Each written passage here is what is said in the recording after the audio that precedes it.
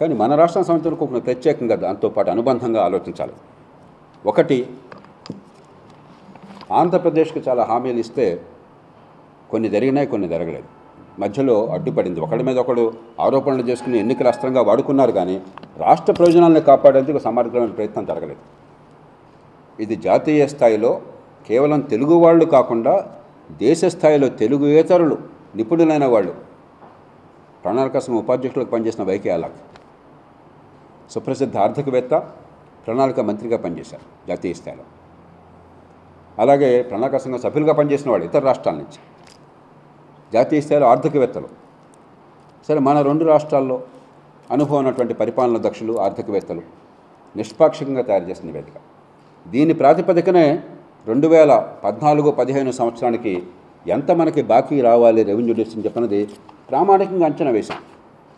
నేను ఆనాడు అంచనా వేసింది మాకు 10,493 కోట్లు రావాలని చెప్పాను. కొద్ది నెలల క్రితం వచ్చింది. ఎంత వచ్చింది తెలుసా? 10,461 కోట్లు వచ్చింది. బస్తీ మే సవాల్ కాదో చెప్పండి, మీరు చూసి చెప్పండి. 2019లో వెలువరించాము.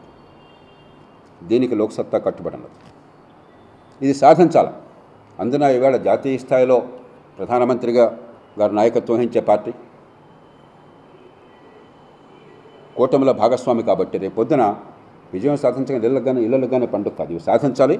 పోలవరం ప్రాజెక్టు ఉంది ఉదాహరణకి. అరే 3 రాష్ట్రాలకి 4 రాష్ట్రాలకి పనికొచ్చే ప్రాజెక్ట్.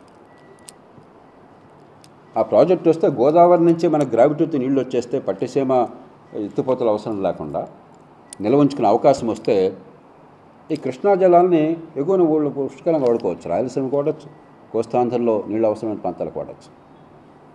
అటు తెలంగాణకి లాభం, కర్ణాటక లాభం, మహారాష్ట్రకి లాభం. అంతా చాలా శరవేగంగా జరిగింది. తర్వాత ఏమీ జరగకుండా ఆగిపోయింది. ఎంత విచిత్రం ఇది! ఎంత ఆత్మహత్య సదృశ్యం! అలాగే ఇతర మౌలిక సదుపాయాల కల్పన, పెట్టుబడులు ఎంత ఆగిపోయినాయి, రోడ్లు ఎంత నిస్సారంగా అయిపోయినాయి. ఎన్ని చోట్ల చూసినా కూడా 2024లో ఉన్నామా లేకపోతే 1994లో ఉన్నామా అర్థం కాకుండా పోయింది మనకి. ఎంత సిగ్గుచేటు! దాంతోపాటు ఆర్థిక క్రమశిక్షణ కావాలి. ఇందాక చెప్పాను, 2 రాష్ట్రాలు ఉటంకించాను. దాని మీద జాతీయ స్థాయిలో ప్రతి రాష్ట్రాన్ని విశ్లేషిస్తూ ఓ సమగ్రమైన పత్రాన్ని లోక్సత్తా వెలువరించింది. వెంటనే ఒక్కరోజున క్రమశిక్షణ సాధ్యం కాకపోవచ్చు, కానీ 2-3 ఏళ్లలో ఆర్థిక పరిస్థితి చక్కబెట్టాలి. ఆంధ్రప్రదేశ్ రాష్ట్రంలో ఈవేళ రెవెన్యూ లోటు 2 ఏళ్ల క్రితం 41,000 కోట్ల రూపాయలు ఉంది. 43,500 కోట్లు ఉంది. చివరి అంకెలు మనకు రాలేదు, ఇంకా 23-24 అంకెలు మార్చి ఇంకా కాలేదు కాబట్టి సవరించిన అంకెల ప్రకారం 32,000 కోట్లు ఉంది. మరి వచ్చే సంవత్సరం అవుతుందో ఎన్నికైన ప్రభుత్వం నిర్ణయం చేస్తుంది. బడ్జెట్లో ఏదో కొంత అంకెలు పెట్టారు. బడ్జెట్ అంకెలు వాస్తవాలకి సరిపోవచ్చు. అప్పులు 20% ఉండాలి. ఒక రాష్ట్ర జిఎస్డిపిలో, రాష్ట్ర స్థూల ఉత్పత్తిలో 20% అప్పులు ఉండాలి. అది నామ్, ఎఫ్ఆర్బిఎం చట్టం కదా. అంతకంటే ఎక్కువైనట్టయితే అప్పుల భారం పెరిగి, వడ్డీల భారం పెరిగి రాష్ట్రం దివాలా తీస్తుంది.